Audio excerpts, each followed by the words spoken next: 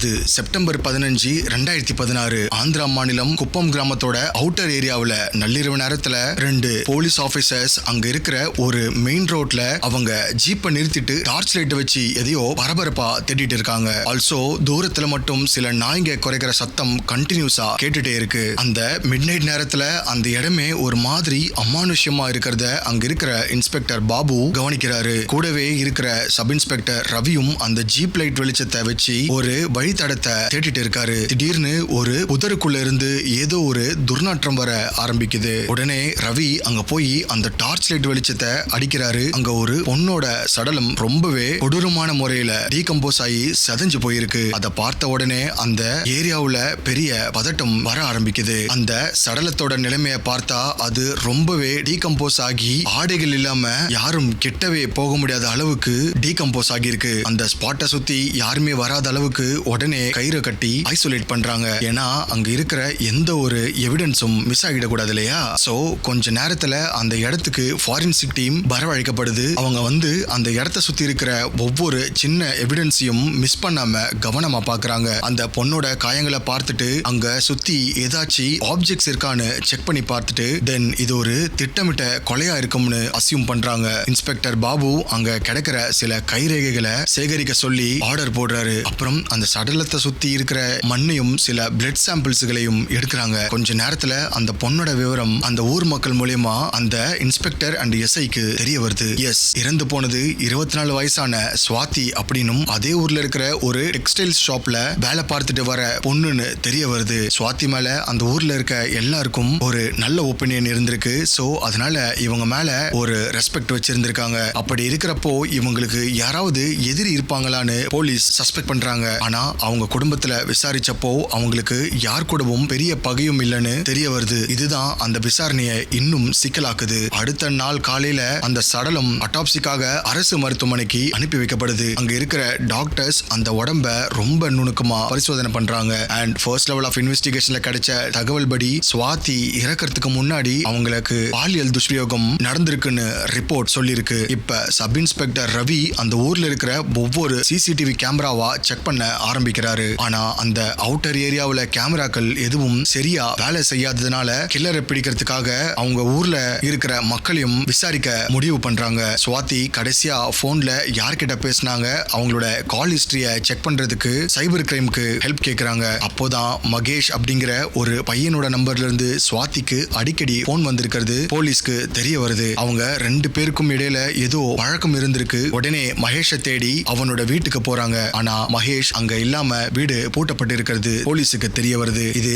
போலீஸுக்கு அவன் மேல இருக்க சந்தேகத்தை இன்னும் அதிகப்படுத்துது. அவன் தான் இந்த கொலையை செஞ்சிருப்பானோன்னு போலீஸ் சஸ்பெக்ட் பண்றாங்க. அந்த நேரத்துல தான் ஃபாரன்சிக் லேப்ல இருந்து வந்த ஆட்டாப்சி ரிப்போர்ட்ல ஒரு முக்கியமான விஷயம் டாக்டர்ஸ் ஸ்பெஷல் மென்ஷன் பண்ணிருக்காங்க. அதாவது சுவாதியோட உடம்புல இருந்து ஒரு அன்னோன் நபரோட டிஎன்ஏ கிடைச்சிருக்கு. அந்த டிஎன்ஏ சாம்பிள்ஸ் வச்சு கில்லர் யாருன்னு ஈஸியா கண்டுபிடிச்சிடலாம்னு போலீஸ் யோசிக்கிறாங்க. பட் அந்த சாம்பிள்ஸை மேட்ச் பண்றதுக்கு அவங்களுக்கும் ஒரு சஸ்பெக்ட் வேணும் இல்லையா. சோ அதுக்காக மகேஷை தேடுற வேலையை தீவிரப்படுத்துறாங்க. குப்பம் கிராமத்தோட எல்லை ஓரங்கள்ல இருக்கிற செக் போஸ்டுகள்ல மகேஷோட போட்டோவை கொடுத்து யாராவது இந்த பையனை பார்த்திருக்கீங்களான்னு விசாரிக்கிறாங்க. அப்போ அங்க இருக்கிற ஒரு குல்ஃபி வண்டிக்காரர் அன்னைக்கு நைட் ஒரு பைக்ல 2 பேர் ரொம்ப வேகமா போனாங்கன்னும் அதுல இந்த பையனை பார்த்த மாதிரி இருக்குன்னு ஒரு க்ளூவை போலீஸ்க்கு கொடுக்கறாரு. அந்த பைக் நம்பர்ல சில எண்கள் மட்டும்தான் அவரோட ஞாபகத்துக்கு இருக்குன்னு சொல்லியிருக்காரு. இப்போ அதை வச்சு போலீஸ் அவங்க தேடுதல் வேட்டைய முன்னெடுக்கிறாங்க. விசாரணை போயிட்டே இருக்கும்போது சுவாதியோட அப்பா போலீஸ் ஸ்டேஷனுக்கு வந்து கதறி அழுகுறாரு. தன் பொண்ணுக்கு நீதி கிடைக்கணும்னு கெஞ்சுறாரு. இன்ஸ்பெக்டர் பாபு அவருக்கு ஆறுதல் சொல்லிட்டு கண்டிப்பா கில்லரை பிடிச்சிருவோம்னு உறுதி கொடுக்கிறாரு. இதற்கிடையில மகேஷோட நண்பர்கள் சிலர் பிடிச்சு விசாரணை வளையத்துக்குள்ள கொண்டு வராங்க. அவங்க கிட்ட இருந்து மகேஷோட பிஹேவியர் பத்தின சில ஷாக்கிங்கான அப்டேட்ஸ் போலீஸ்க்கு கிடைக்குது. எஸ் அட்வொகேட்ஸ், மகேஷ் ஒரு முன்கோபி அப்படின்னும் சுவாதிய அவரு ரொம்ப நாளா துரத்தி காதலிச்சதாகவும் அவரோட நண்பர்கள் சொல்லியிருக்காங்க. ஆனா சுவாதியோட அந்த ஒருதலை காதல் தான் இந்த கொலைக்கு காரணமான நம்ம கன்க்ளூட் பண்ண முடியாது இல்லையா. இதனால அவங்க 2 பேருக்கும் இடையில அடிக்கடி சில வாக்குவாதங்கள் வந்திருக்கணும் அவங்க நண்பர்கள் சொன்னதை போலீஸ் ஒரு ஸ்டேட்மெண்டா வாங்குறாங்க. அவங்களுக்குள்ள நடக்கிற அந்த வாக்குவாதங்களும் ரொம்பவே ஸ்ட்ரேஞ்சா இருக்கும்னு சொல்லியிருக்காங்க. அந்த சம்பவம் நடந்த ஸ்பாட்ல கிடைச்ச இன்னொரு முக்கியமான எவிடன்ஸான ஒரு வாட்ச் ஸ்ட்ராப் ஃபாரன்சிக் டீம் ஆய்வு பண்ணும்போது அது மென்ஸ் கட்டக்கூடிய வாட்ச்னு தெரிஞ்சுக்கிறாங்க. அந்த வாட்ச்ல கழுத்துல இருந்த சில ரத்த துளிகள் சுவாதி கூட பக்காவா மேட்ச் ஆகுது. இதுல எதிர்பாராத விதமா அதுல இன்னொரு நபரோட டிஎன்ஏவும் கலந்திருக்கு. which means இந்த சம்பவத்துல ஈடுபட்டது ஒரு பர்சன் கிடையாது, ஒன்னுக்கும் மேற்பட்ட நபர்கள். ஒருவேளை கில்லருக்கு ஏதோ காயம் ஏற்பட்டு இருக்குமோன்னு ஃபர்ஸ்ட் லெவல்ல போலீஸ் யோசிச்சாலும் அந்த டிஎன்ஏ ரெண்டாவது நபரோடது அப்படின்னதும் போலீஸ் இப்ப இந்த கேஸ்ல இன்வால்வ் ஆனது 2 பேர் அப்படின்னு அசியூம் பண்றாங்க. இதனால இன்ஸ்பெக்டர் பாபு அந்த சரௌண்டிங்ல இருக்கிற ஹாஸ்பிட்டல்களையும் அண்ட் லோக்கல் கிளினிக்குகளையும் தரோவா செக் பண்ண சொல்லி எஸ்ஐக்கு ஆர்டர் போடுறாரு. கையில காயத்தோடு யாராவது ட்ரீட்மெண்ட்டுக்கு வந்தாங்களான்னு விசாரிக்கிறப்போ ஒரு சின்ன லோக்கல் கிளினிக்ல இருந்து முக்கியமான தகவல் போலீஸுக்கு கிடைக்குது. எஸ், அன்னைக்கு நைட் ஒரு நபர் கையில காயப்பட்டு அங்க வந்து மருந்து போட்டுட்டு போனதா அங்க அந்த நபருக்கு ட்ரெஸ்ஸிங் பண்ண ஒரு நர்ஸ் சொல்லியிருக்காங்க. அந்த கிளினிக்ல இருக்கிற ரெஜிஸ்டரை செக் பண்ணும்போது அங்க மகேஷோட பேர் இல்லாம வேற ஒரு நபரோட பேரை கவனிச்சிருக்காங்க. பட் அந்த நர்ஸ் கொடுத்த அடையாளங்கள் மகேஷோட பக்காவா மேட்ச் ஆகுது. இப்படி ஒட்டுமொத்த ஆந்திராவியை திரும்பி பார்க்க வச்சு பல ட்விஸ்ட் அண்ட் டர்ன்ஸ் இருக்க ஒரு மிகப்பெரிய கிரைம் கேஸை தான் இன்னைக்கு வீடியோல நம்ம பார்க்க போறோம். இது வரைக்கும் இந்த வீடியோவை லைக் பண்ணாம பார்த்துட்டு இருந்தீங்கன்னா உடனே லைக் பண்ணி சப்ஸ்கிரைப் பண்ணிக்கோங்க. இந்த வீடியோல காட்ட முடியாத பல சென்சிட்டிவான இமேஜஸ் என்னோட டெலிகிராம் சேனல்ல அப்டேட் பண்ணுவேன். ப்ரொஃபைல்ல இருக்க லிங்கை கிளிக் பண்ணி அங்கேயும் ஜாயின் பண்ணிக்கோங்க. எக்ஸ்க்ளூசிவான இமேஜஸ், வீடியோஸ் அண்ட் ஆடியோஸ் அங்க பாருங்க. Without further delay let's get into the case. நீங்க பார்த்துட்டு இருக்கிறது ஆனந்த் ஆர்கேவ் யூடியூப் சேனல். நான் உங்க ஆனந்த்.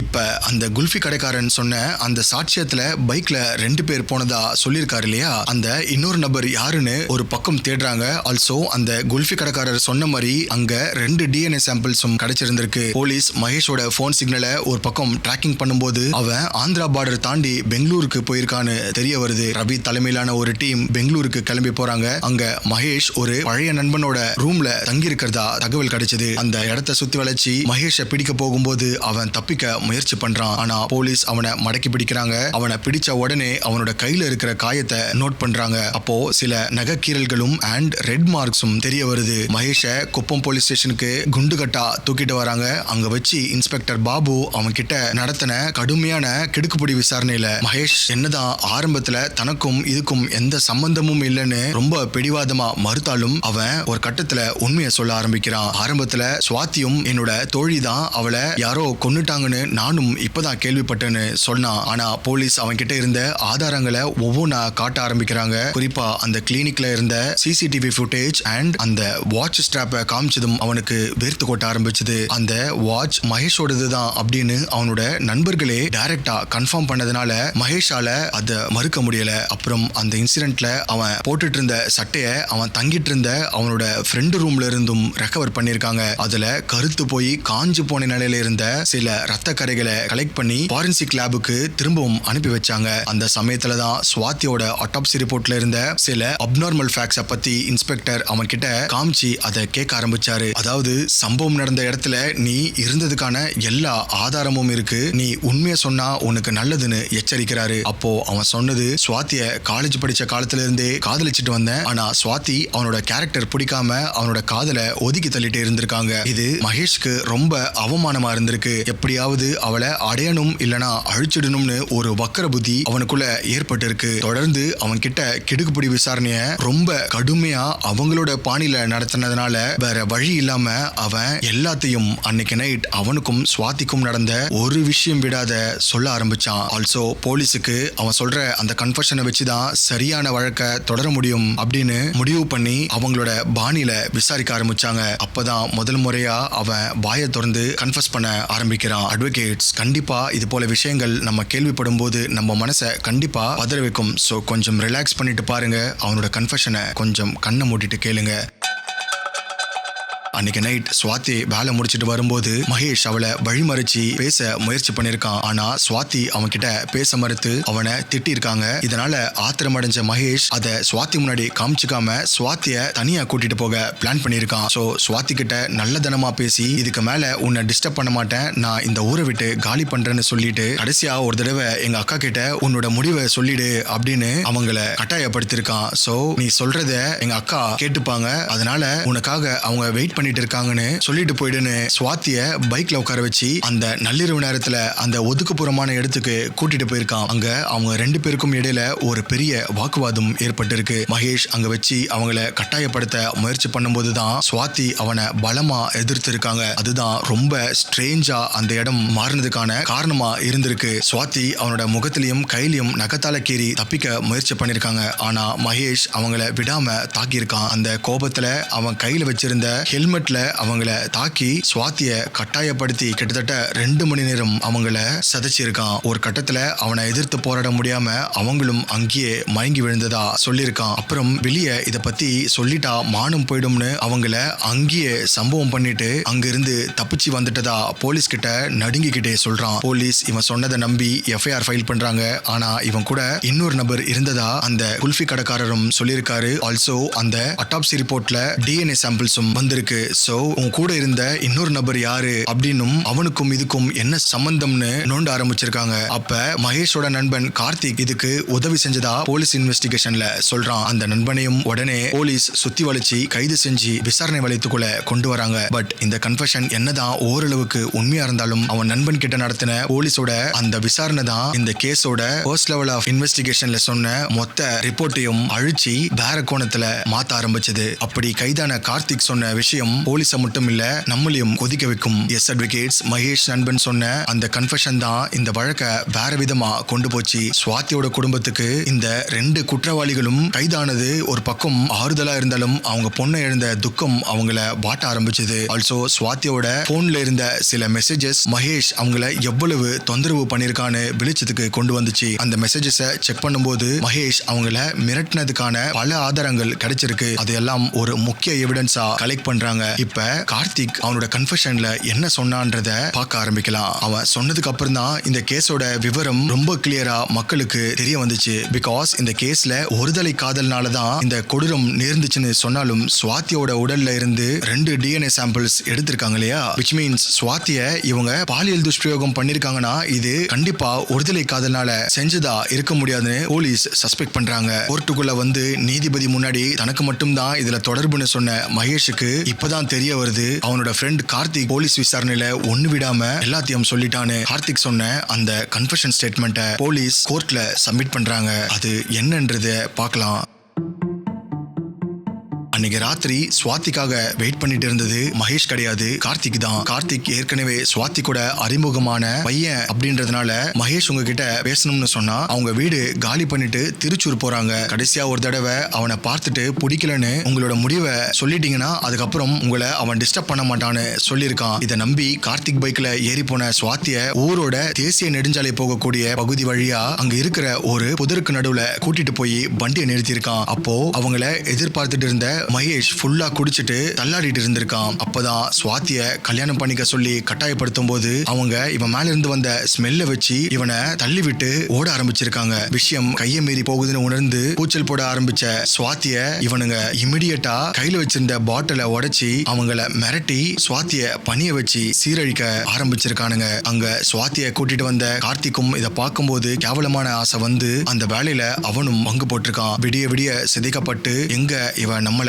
காட்டி கொடுத்துற போறான்னு அங்க மறைச்சு வச்சிருந்த ஒரு கத்தியை எடுத்து 2 பேரும் சம்பவம் பண்ணிட்டு தலைமறைவா ஆகியிருக்கானுங்க. அந்த வழியா இயற்கை உபாதைய கழிக்க போக பக்கத்து ஊருக்காரர் ஒருத்தர் அங்க சுவாதி இருக்க அந்த நிலைமையை பார்த்து போலீஸுக்கு தகவல் கொடுக்கிறாரு. அப்பதான் இதை கேள்விப்பட்டு போலீஸ் அந்த ஸ்பாட்டுக்கு வராங்க. அதுதான் நம்ம போலீஸ் டார்ச் லைட் வச்சு தேடிட்டு இருக்காங்கன்ற விஷயத்த இன்ட்ரோல பார்த்தோம். அந்த கொலையில பயன்படுத்தின கத்திய போலீஸ் ஒரு கிணத்துல இருந்து எடுக்கிறாங்க. அது மகேஷ் சொன்ன இடத்துல தான் இருந்திருக்கு. ஃபாரன்சிக் எவிடன்ஸ் இந்த கேஸ்ல மகேஷ் அண்ட் கார்த்திக் எதிரா ரொம்ப ஸ்ட்ராங்கா மாறுது. அவங்க தப்பிக்கவே முடியாத அளவுக்கு ஆதாரங்களும் இருக்கு. ஆந்திரா மாநிலத்துல இந்த கொலை வழக்கு பெரிய பரபரப்பை ஏற்படுத்தி இருக்கு. ஏன்னா இது ஒரு பொண்ணோட வாழ்க்கை சம்பந்தப்பட்டது. ஆல்சோ போலீஸ் அசியூம் பண்ற மாதிரி இதுல வேற எந்த ஒரு முன்பகையும் இல்ல. அண்ட் இது வெறும் ஒருதலை காதலும் அண்ட் அபரிவிதமான காம இச்சைக்கும் தான் இந்த கொடூரம் நடந்திருக்குன்னு கன்க்ளூட் பண்றாங்க. இதற்கிடையில மகேஷோட வக்கீல் அவன் மனநிலை சரியாதவனு சொல்லி அவனை காப்பாத்த முயற்சி பண்றாரு. ஆனா போலீஸ் அதை முறியடிக்கிறதுக்கு தேவையான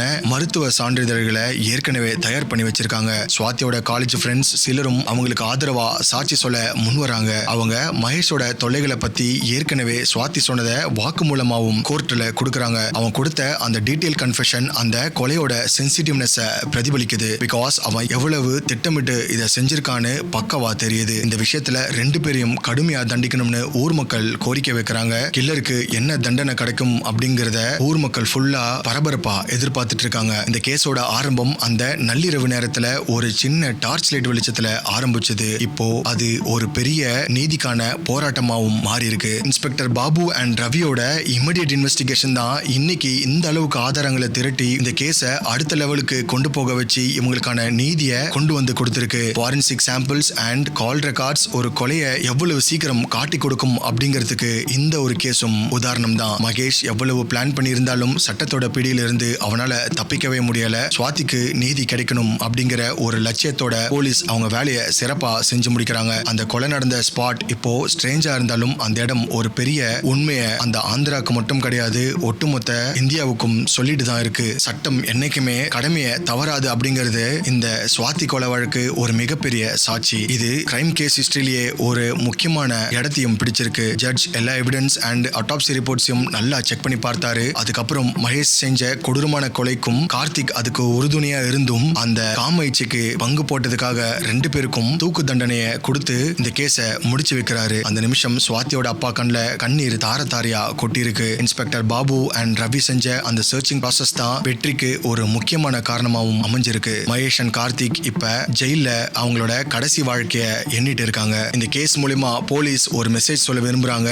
அது என்னன்னா, தப்பு பண்ணா தப்பிக்க முடியாது. குப்பம் கிராமம் இப்போ மெதுவா பழைய நிலைமைக்கு திரும்ப ஆரம்பிச்சாலும் அந்த வடு அப்படியே தான் இன்னும் இருக்கு. இந்த கேஸை பத்தி நீங்க என்ன நினைக்கிறீங்க அப்படிங்கிற உங்களுடைய கருத்தை மறக்காம கமெண்ட்ஸ்ல சொல்லுங்க. இது வரைக்கும் இந்த வீடியோவை லைக் பண்ணாம பார்த்துட்டு இருந்தீங்கன்னா உடனே லைக் பண்ணிட்டு சப்ஸ்கிரைப் பண்ணிக்கோங்க. ஆல்சோ இந்த வீடியோல காட்ட முடியாத பல சென்சிட்டிவ் இமேஜஸ் என்னோட டெலிகிராம் சேனல்ல அப்டேட் பண்ணுவேன். ப்ரொஃபைல்ல இருக்க லிங்கை கிளிக் பண்ணிட்டு அங்கேயும் ஜாயின் பண்ணிக்கோங்க.